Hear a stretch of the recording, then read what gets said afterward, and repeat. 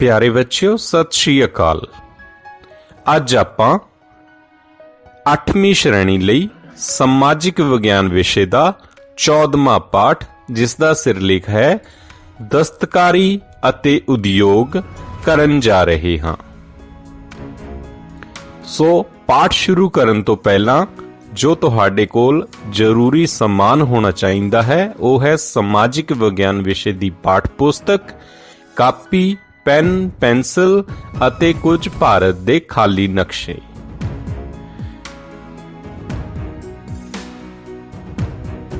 सो इस पाठ नूं आपां दो भागां विच वंडिया है, जिसदा पहला भाग आपां कर चुके हां। उस भाग विच आपां 19वीं सदी दौरान भारत विच छोटे उद्योगां दे पतन बारे पढ़िया सी। फिर अंग्रेजी राज की स्थापना हुई तो भारत अंदर आधुनिक भारतीय उद्योग का पीरियड आउंदा है। भारत उद्योगां की स्थापना होनी शुरू हुंदी है 1850 तो बाद, जिस दे लई सूती कपड़ा उद्योग, पटसन उद्योग, कोले दीयां खाणा अते नील उद्योग आपां इह पिछले भाग विच पढ़िया। सो इस पाठ नूं आपां हुण अगे पढ़न जा रहे हां। आओ शुरू करिए आपां अज दा इह भाग।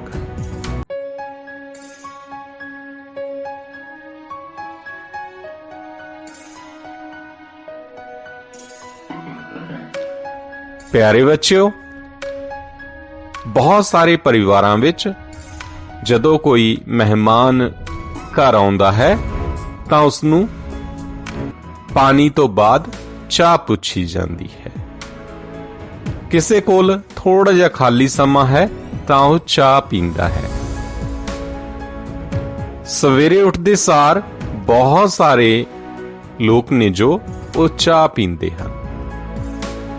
आओ जानिए चाह खेतां तो चल के साडे चाह दे कप तक किवें पहुंचदी है।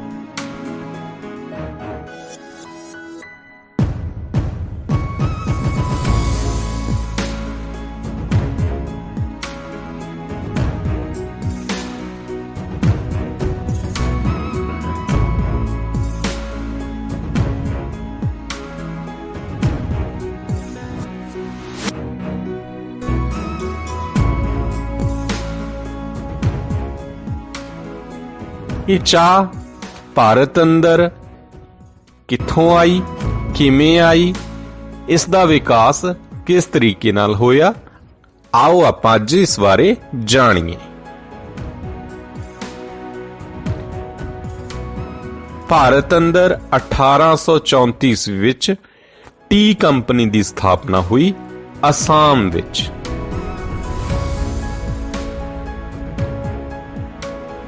1852 ईस्वी विच अंग्रेजां ने असम विच चाह दा पहला बाग लगाया।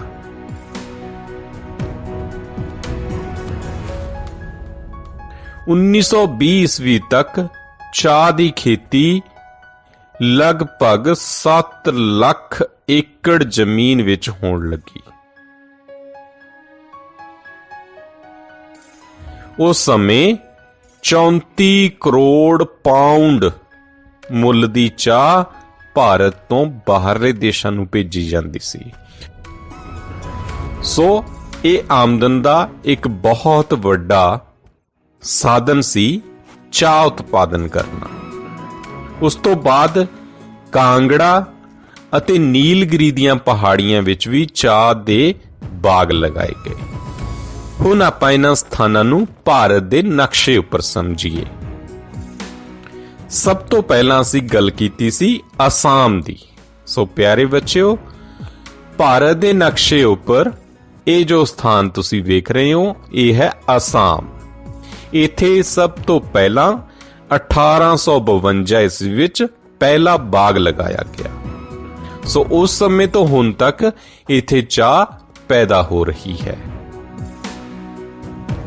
ਉਸ ਤੋਂ ਬਾਅਦ ਦੂਸਰਾ ਸਥਾਨ ਅਸੀਂ ਗੱਲ ਕੀਤੀ ਸੀ ਕਾਂਗੜਾ, ਜੋ ਹਿਮਾਚਲ ਪ੍ਰਦੇਸ਼ ਵਿੱਚ ਸਥਿਤ ਹੈ।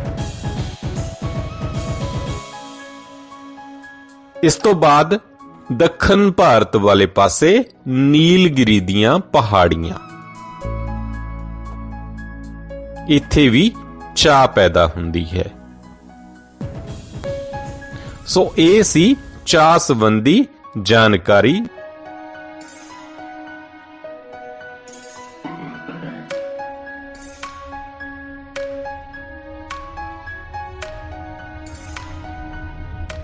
ਆਓ ਹੁਣ ਜਾਣੀਏ ਅਸੀਂ ਕੌਫੀ ਬਾਰੇ। ਕੌਫੀ ਦਾ ਪਹਿਲਾ ਬਾਗ 1840 ਈਸਵੀ ਵਿੱਚ ਦੱਖਣੀ ਭਾਰਤ ਵਿੱਚ ਲਗਾਇਆ ਗਿਆ। ਬਾਅਦ ਵਿੱਚ ਕੌਫੀ ਦੇ ਬਾਗ ਮੈਸੂਰ, ਕੁਰਗ, ਨੀਲਗਿਰੀ ਅਤੇ ਮਾਲਾਬਾਰ ਖੇਤਰ ਵਿੱਚ ਲਗਾਏ ਗਏ।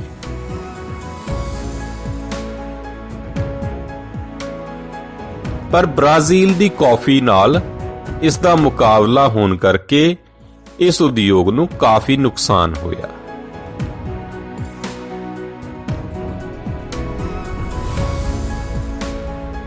ਆਓ ਹੁਣ ਭਾਰਤ ਦੇ ਨਕਸ਼ੇ ਉੱਪਰ ਅਸੀਂ ਉਹਨਾਂ ਸਥਾਨਾਂ ਨੂੰ ਜਾਣੀਏ ਜਿੱਥੇ ਕੌਫੀ ਪੈਦਾ ਹੁੰਦੀ ਹੈ।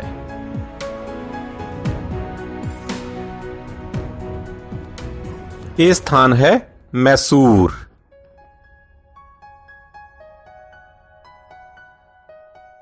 ਫਿਰ ਅਸੀਂ ਗੱਲ ਕੀਤੀ ਸੀ ਕੁਰਗ। ਇਹ ਜੋ ਸਥਾਨ ਤੁਸੀਂ ਵੇਖ ਰਹੇ ਹੋ ਇਹ ਹੈ ਕੁਰਗ ਦਾ ਸਥਾਨ, ਜਿੱਥੇ ਕੌਫੀ ਪੈਦਾ ਹੁੰਦੀ ਹੈ। ਫਿਰ ਨੀਲਗਿਰੀ ਦੀਆਂ ਪਹਾੜੀਆਂ। ਇਹ ਜੋ ਸਥਾਨ ਤੁਸੀਂ ਵੇਖ ਰਹੇ ਹੋ ਇਹ ਨੀਲਗਿਰੀ ਦੀਆਂ ਪਹਾੜੀਆਂ ਹਨ। ਨੀਲਗਿਰੀ ਵਿੱਚ ਚਾਹ ਵੀ ਪੈਦਾ ਹੁੰਦੀ ਹੈ ਅਤੇ ਕੌਫੀ ਵੀ ਪੈਦਾ ਹੁੰਦੀ ਹੈ। ਇਹ ਜੋ ਸਥਾਨ ਤੁਸੀਂ ਵੇਖ ਰਹੇ ਹੋ ਇਹ ਹੈ ਮਾਲਾਬਾਰ ਖੇਤਰ। ਇਸ ਖੇਤਰ ਵਿੱਚ ਕੌਫੀ ਪੈਦਾ ਕੀਤੀ ਜਾਂਦੀ ਹੈ।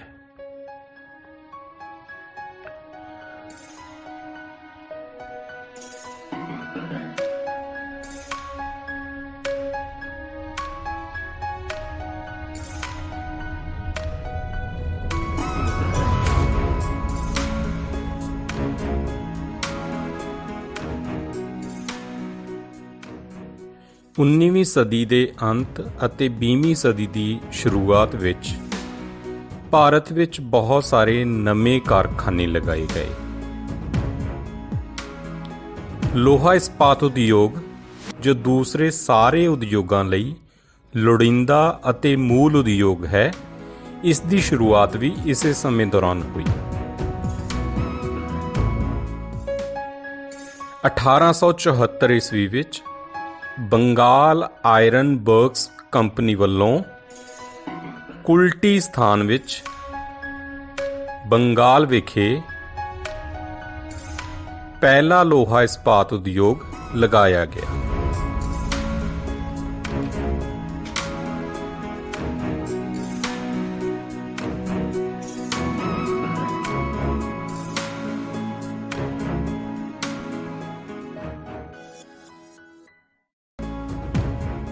ਇਸੇ ਸਮੇਂ ਦੌਰਾਨ ਖੰਡ ਮਿੱਲ ਲਗਾਈ ਜਾਂਦੀ ਹੈ। ਭਾਰਤ ਵਿੱਚ ਇਸ ਤੋਂ ਪਹਿਲਾਂ ਗੁੜ ਪੈਦਾ ਹੁੰਦਾ ਸੀ। ਗੁੜ ਜਾਂ ਸ਼ੱਕਰ ਮਿੱਠੇ ਦੇ ਲਈ ਵਰਤਿਆ ਜਾਂਦਾ ਸੀ।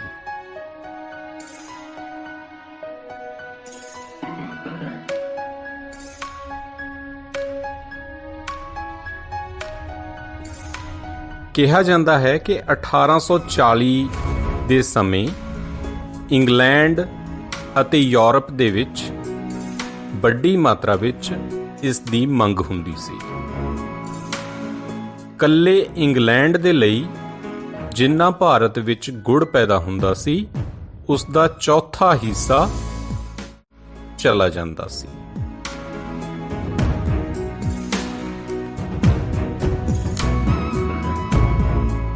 ਪਹਿਲੀ ਖੰਡ ਮਿੱਲ 1840 ਈਸਵੀ ਵਿੱਚ ਬੇਤੀਆ ਸਥਾਨ ਬਿਹਾਰ ਵਿੱਚ ਲਗਾਈ ਗਈ।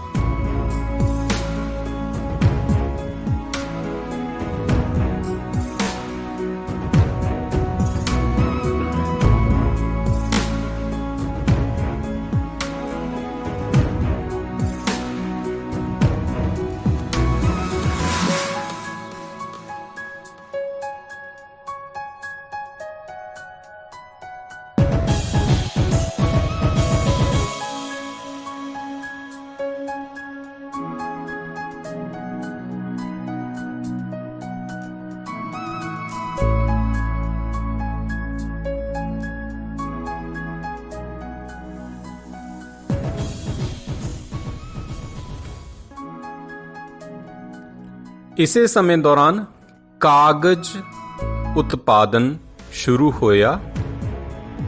1870 ਈਸਵੀ ਵਿੱਚ ਬੰਗਾਲ ਵਿਖੇ ਮਸ਼ੀਨੀ ਕਾਗਜ਼ ਦੇ ਲਈ ਪਹਿਲੀ ਮਿੱਲ ਲਗਾਈ ਗਈ।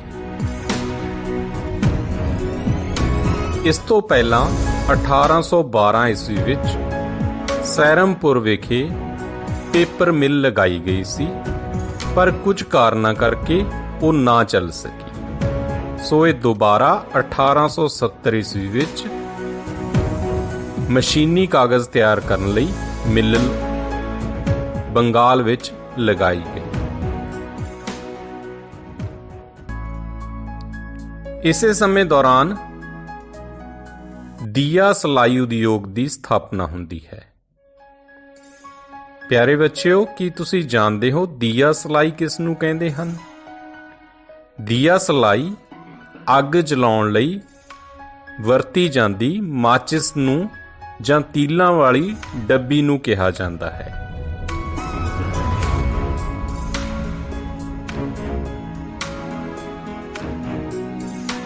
ਸੋ ਇਹ ਬਹੁਤ ਸਾਰੇ ਉਦਯੋਗ ਸਨ ਜੋ ਇਸ ਸਮੇਂ ਦੇ ਦੌਰਾਨ ਭਾਰਤ ਵਿੱਚ ਆਏ।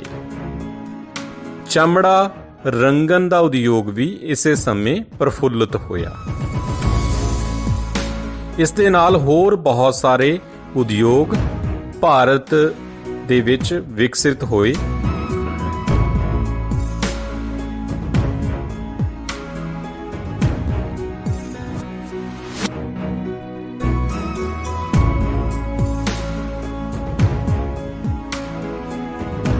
ਆਓ ਹੁਣ ਜਾਣੀਏ ਆਧੁਨਿਕ ਉਦਯੋਗਿਕ ਵਿਕਾਸ ਨੇ ਸਾਡੇ ਦੇਸ਼, ਸਮਾਜ ਅਤੇ ਸਾਡੇ ਆਰਥਿਕ ਜੀਵਨ ਉੱਪਰ ਕੀ ਪ੍ਰਭਾਵ ਪਾਇਆ। ਮਨੁੱਖ ਦੇ ਕਿੱਤਿਆਂ ਵਿੱਚ ਤਬਦੀਲੀਆਂ ਆਈਆਂ। ਸਮਾਜਿਕ ਤੌਰ ਤੇ ਲੋਕਾਂ ਦੇ ਵਿਵਹਾਰ ਵਿੱਚ ਤਬਦੀਲੀਆਂ ਆਈਆਂ। ਸਮਾਜ ਵਿੱਚ ਦੋ ਸ਼੍ਰੇਣੀਆਂ ਦਾ ਜਨਮ ਹੋਇਆ, ਪੂੰਜੀਪਤੀ ਅਤੇ ਮਜ਼ਦੂਰ। ਪੂੰਜੀਪਤੀ ਉਦਯੋਗਾਂ ਦੇ ਮਾਲਕ ਸਨ, ਮਜ਼ਦੂਰ ਜੋ ਉਦਯੋਗਾਂ ਵਿੱਚ ਮਜ਼ਦੂਰੀ ਲਈ ਕੰਮ ਕਰਦੇ ਸਨ।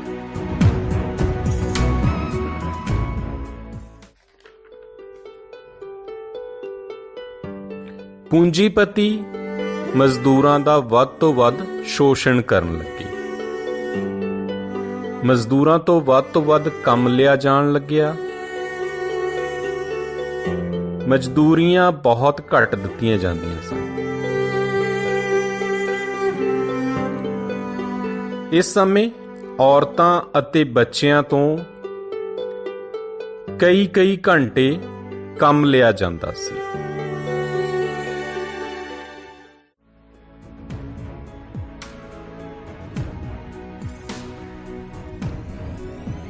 ਸਰਕਾਰ ਨੇ ਮਜ਼ਦੂਰਾਂ ਦੀ ਹਾਲਤ ਨੂੰ ਸੁਧਾਰਨ ਲਈ ਫੈਕਟਰੀ ਐਕਟ ਪਾਸ ਕੀਤੇ।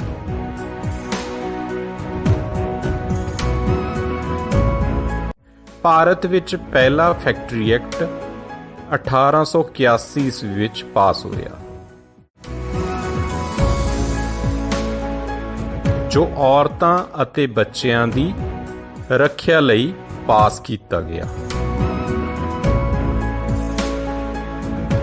ਉਦਯੋਗਿਕ ਵਿਕਾਸ ਹੋਣ ਨਾਲ ਕਈ ਨਵੇਂ ਸ਼ਹਿਰਾਂ ਦਾ ਵਿਕਾਸ ਹੋਇਆ।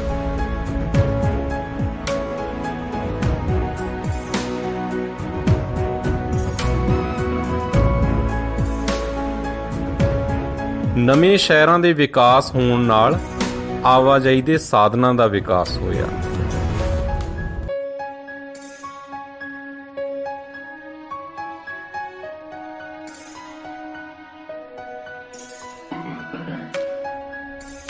ਭਾਰਤ ਅੰਦਰ ਰੇਲ ਗੱਡੀਆਂ ਚੱਲਣ ਲੱਗੀਆਂ।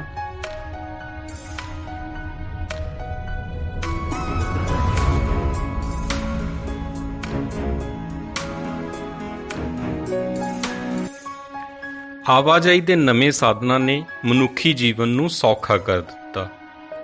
ਪਹਿਲਾ ਮਨੁੱਖ ਜੋ ਪੈਦਲ ਚੱਲਦਾ ਸੀ, ਉਸ ਲਈ ਹੁਣ ਨਵੇਂ ਆਵਾਜਾਈ ਦੇ ਸਾਧਨ ਆ ਗਏ ਸਨ, ਜਿਸ ਨਾਲ ਮਨੁੱਖੀ ਜੀਵਨ ਸੌਖਾ ਹੋਇਆ। ਸ਼ਹਿਰ ਆਧੁਨਿਕ ਜੀਵਨ ਅਤੇ ਸੱਭਿਆਚਾਰ ਦੇ ਕੇਂਦਰ ਬਣੇ। ਸੋ ਇਹ ਆਧੁਨਿਕ ਉਦਯੋਗਿਕ ਵਿਕਾਸ ਦਾ ਸਾਡੇ ਜੀਵਨ ਵਿੱਚ ਵੱਖ-ਵੱਖ ਪਹਿਲੂਆਂ ਦੇ ਉੱਤੇ ਅਸਰ ਸਨ।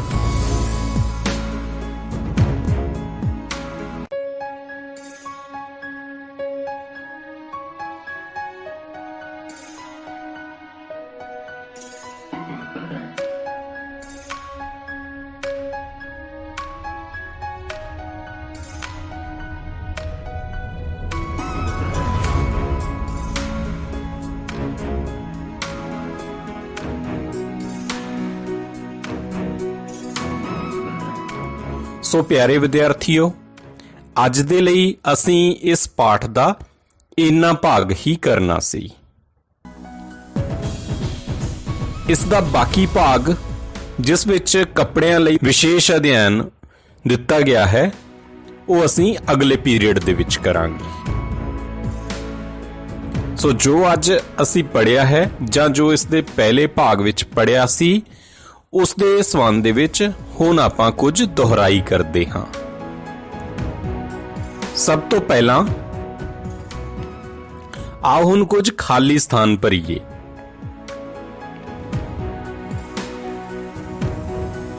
ਦੇਸੀ ਰਿਆਸਤਾਂ ਦੇ ਰਾਜੇ ਮਹਾਰਾਜੇ ਡੈਸ਼ ਉਦਯੋਗਾਂ ਦੁਆਰਾ ਤਿਆਰ ਕੀਤੀਆਂ ਵਸਤਾਂ ਦੀ ਵਰਤੋਂ ਕਰਦੇ ਸਨ। ਲਘੂ ਉਦਯੋਗ ਜਾਂ ਦਸਤਕਾਰੀ ਉਦਯੋਗ। ਸੈਕੰਡ, ਨਵੀਂ ਪੀੜ੍ਹੀ ਦੇ ਲੋਕ ਲਘੂ ਉਦਯੋਗਾਂ ਦੁਆਰਾ ਤਿਆਰ ਕੀਤੇ ਮਾਲ ਨੂੰ ਡੈਸ਼ ਨਹੀਂ ਕਰਦੇ ਸਨ। ਕੀ ਆਏਗਾ? ਪਸੰਦ ਨਹੀਂ ਕਰਦੇ ਸਨ। ਨਵੀਂ ਪੀੜ੍ਹੀ ਦੇ ਲੋਕ ਲਘੂ ਉਦਯੋਗਾਂ ਦੁਆਰਾ ਤਿਆਰ ਕੀਤੇ ਮਾਲ ਨੂੰ ਪਸੰਦ ਨਹੀਂ ਕਰਦੇ ਸਨ। ਥਰਡ, ਸਾਰੇ ਨਵੇਂ ਕਾਰਖਾਨੇ ਡੈਸ਼ ਨਾਲ ਚੱਲਦੇ ਸਨ।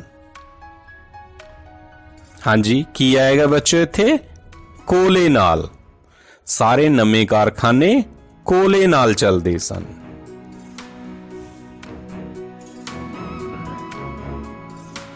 ਉਦਯੋਗਿਕ ਵਿਕਾਸ ਨਾਲ ਸਮਾਜ ਵਿੱਚ ਡੈਸ਼ ਅਤੇ ਡੈਸ਼ ਸ਼੍ਰੇਣੀਆਂ ਦਾ ਜਨਮ ਹੋਇਆ।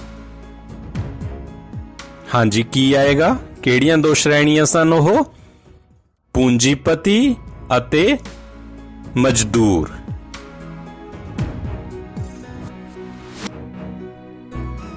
ਉਦਯੋਗਿਕ ਵਿਕਾਸ ਨਾਲ ਨਵੇਂ-ਨਵੇਂ ਡੈਸ਼ ਦਾ ਨਿਰਮਾਣ ਹੋਇਆ।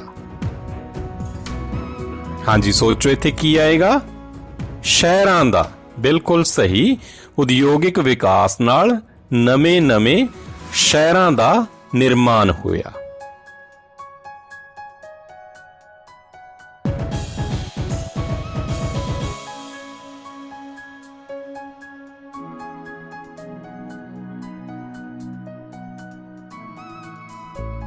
ਆਓ ਹੁਣ ਕੁਝ ਸਹੀ ਗਲਤ ਦੀ ਚੋਣ ਕਰੋ। ਭਾਰਤੀ ਸ਼ਹਿਰਾਂ ਅਤੇ ਪਿੰਡਾਂ ਦੇ ਛੋਟੇ ਉਦਯੋਗਾਂ ਦੇ ਪਤਨ ਨਾਲ ਕਾਰੀਗਰ ਬੇਕਾਰ ਹੋ ਗਏ। ਕੀ ਇਹ ਸਹੀ ਸੀ ਜਾਂ ਗਲਤ? ਜੀ, ਇਹ ਸਹੀ ਸੀ। ਇੰਗਲੈਂਡ ਵਿੱਚ ਉਦਯੋਗਿਕ ਕ੍ਰਾਂਤੀ 19ਵੀਂ ਸਦੀ ਵਿੱਚ ਆਈ। ਕੀ ਇਹ ਸਹੀ ਹੈ ਜਾਂ ਗਲਤ ਹੈ? ਇਸ ਬਾਰੇ ਸੋਚੋ। ਜੀ, ਇਹ ਗਲਤ ਹੈ, ਕਿਉਂਕਿ ਇੰਗਲੈਂਡ ਵਿੱਚ ਉਦਯੋਗਿਕ ਕ੍ਰਾਂਤੀ 19ਵੀਂ ਸਦੀ ਵਿੱਚ ਨਹੀਂ ਆਈ। ਇੰਗਲੈਂਡ ਵਿੱਚ ਉਦਯੋਗਿਕ ਕ੍ਰਾਂਤੀ 18ਵੀਂ ਸਦੀ ਦੌਰਾਨ ਆਈ ਸੀ। ਮਸ਼ੀਨਾਂ ਦੁਆਰਾ ਤਿਆਰ ਕੀਤੀਆਂ ਵਸਤਾਂ ਦੀ ਕੀਮਤ ਵੱਧ ਹੁੰਦੀ ਸੀ। ਹਾਂਜੀ, ਇਹ ਸਹੀ ਹੈ ਜਾਂ ਗਲਤ ਹੈ? ਇਹ ਗਲਤ ਹੈ। ਮਸ਼ੀਨਾਂ ਦੁਆਰਾ ਤਿਆਰ ਕੀਤੀਆਂ ਵਸਤਾਂ ਦੀ ਕੀਮਤ ਘੱਟ ਹੁੰਦੀ ਸੀ, ਵੱਧ ਨਹੀਂ ਹੁੰਦੀ ਸੀ, ਘੱਟ ਹੁੰਦੀ ਸੀ। ਸੋ ਇਹ ਗਲਤ ਹੈ। 18ਵੀਂ ਸਦੀ ਵਿੱਚ ਭਾਰਤ ਦਾ ਕੱਚਾ ਮਾਲ ਇੰਗਲੈਂਡ ਜਾਣ ਲੱਗਾ। ਕੀ ਇਹ ਸਹੀ ਹੈ?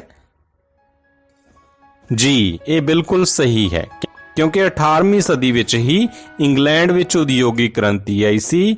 ਸੋ ਇੰਗਲੈਂਡ ਵਿੱਚ ਭਾਰਤ ਦਾ ਕੱਚਾ ਮਾਲ ਜਾਣ ਲੱਗਿਆ ਸੀ।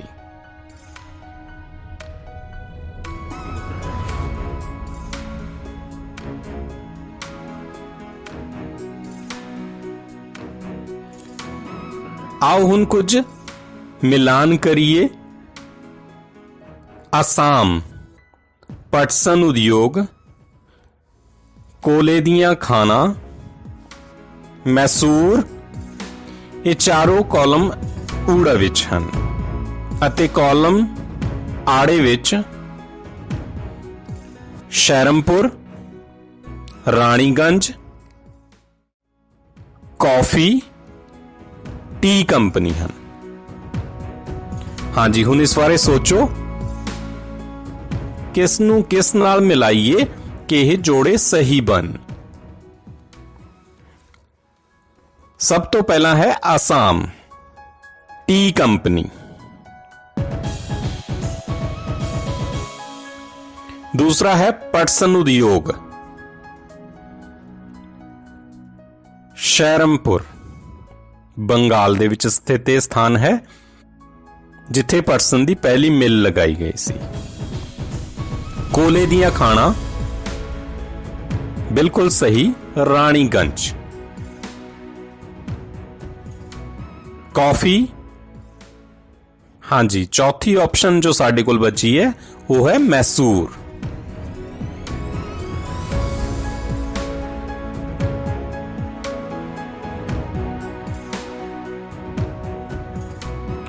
ਤੁਹਾਡੇ ਲਈ ਪਹਿਲਾ ਪ੍ਰਸ਼ਨ ਹੈ, ਭਾਰਤ ਵਿੱਚ ਕੌਫੀ ਦਾ ਪਹਿਲਾ ਬਾਗ ਕਦੋਂ ਅਤੇ ਕਿੱਥੇ ਲਗਾਇਆ ਗਿਆ?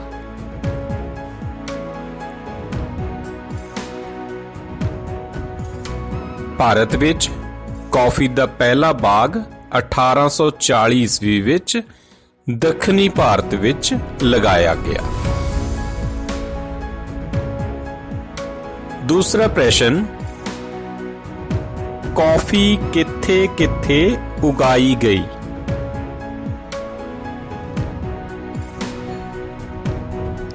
ਕੌਫੀ ਦਾ ਪਹਿਲਾ ਬਾਗ ਦੱਖਣੀ ਭਾਰਤ ਵਿੱਚ ਲਗਾਇਆ ਗਿਆ ਸੀ ਅਤੇ ਸਥਾਨ ਇਸ ਨਾਲ ਸੰਬੰਧਿਤ ਹਨ ਜੋ ਮੈਸੂਰ, ਕੁਰਗ, ਨੀਲਗਿਰੀ ਅਤੇ ਮਾਲਾਬਾਰ ਖੇਤਰ ਵਿੱਚ।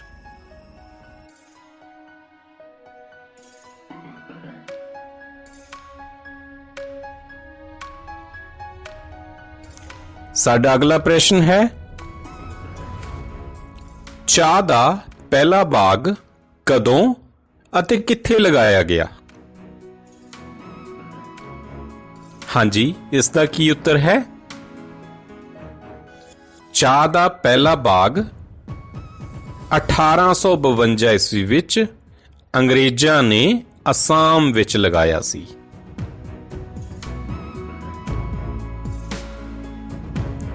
ਤੁਹਾਡੀ ਪਾਠ ਪੁਸਤਕ ਦੇ ਅਭਿਆਸ ਦੇ ਵਿੱਚ ਇੱਕ ਬਹੁਤ ਹੀ ਮਹੱਤਵਪੂਰਨ ਪ੍ਰਸ਼ਨ ਹੈ, ਆਧੁਨਿਕ ਭਾਰਤੀ ਉਦਯੋਗਾਂ ਦੀ ਮਹੱਤਤਾ ਬਾਰੇ ਲਿਖੋ। ਸੋ ਇਸ ਬਾਰੇ ਤੁਸੀਂ ਕੀ ਲਿਖੋਗੇ? ਇਸ ਪ੍ਰਸ਼ਨ ਦੇ ਉੱਤਰ ਵਿੱਚ ਤੁਸੀਂ ਲਿਖੋਗੇ ਕਿ ਭਾਰਤ ਵਿੱਚ ਉਦਯੋਗਾਂ ਦੇ ਵਿਕਾਸ ਹੋਣ ਨਾਲ ਸਮਾਜ ਵਿੱਚ ਦੋ ਵਰਗ ਸਾਹਮਣੇ ਆਏ, ਇੱਕ ਪੂੰਜੀਪਤੀ ਅਤੇ ਦੂਸਰਾ ਮਜ਼ਦੂਰ। ਪੂੰਜੀਪਤੀ ਮਜ਼ਦੂਰਾਂ ਦਾ ਵੱਧ ਤੋਂ ਵੱਧ ਸ਼ੋਸ਼ਣ ਕਰਨ ਲੱਗੇ। ਉਹਨਾਂ ਤੋਂ ਵੱਧ ਕੰਮ ਲਿਆ ਜਾਂਦਾ ਸੀ, ਪਰੰਤੂ ਬਦਲੇ ਵਿੱਚ ਉਹਨਾਂ ਨੂੰ ਬਹੁਤ ਘੱਟ ਮਜ਼ਦੂਰੀ ਦਿੱਤੀ ਜਾਂਦੀ ਸੀ। ਇਸ ਲਈ ਸਰਕਾਰ ਵੱਲੋਂ ਮਜ਼ਦੂਰਾਂ ਦੀ ਹਾਲਤ ਨੂੰ ਸੁਧਾਰਨ ਲਈ ਫੈਕਟਰੀ ਐਕਟ ਪਾਸ ਕੀਤੇ ਗਏ। ਉਦਯੋਗਿਕ ਵਿਕਾਸ ਨਾਲ ਨਵੇਂ ਸ਼ਹਿਰ ਹੋਂਦ ਵਿੱਚ ਆਏ, ਨਵੇਂ ਨਗਰ ਹੋਂਦ ਵਿੱਚ ਆਏ। ਇਸ ਦੇ ਨਾਲ ਆਵਾਜਾਈ ਦੇ ਸਾਧਨ ਵਿਕਸਿਤ ਹੋਏ, ਸੜਕਾਂ ਬਣੀਆਂ, ਨਵੇਂ ਮਾਰਗ ਬਣੇ। ਸਾਡੇ ਸਮਾਜਿਕ ਅਤੇ ਆਰਥਿਕ ਜੀਵਨ ਵਿੱਚ ਤਬਦੀਲੀਆਂ ਆਈਆਂ। ਮਨੁੱਖ ਨੇ ਨਵੇਂ ਕਿੱਤਿਆਂ ਦੀ ਚੋਣ ਕੀਤੀ। ਉਦਯੋਗਿਕ ਵਿਕਾਸ ਨਾਲ ਨਵੇਂ ਨਗਰਾਂ ਦੀ ਸਥਾਪਨਾ ਹੋਈ ਜੋ ਆਧੁਨਿਕ ਜੀਵਨ ਅਤੇ ਸੱਭਿਆਚਾਰ ਦੇ ਕੇਂਦਰ ਬਣੇ।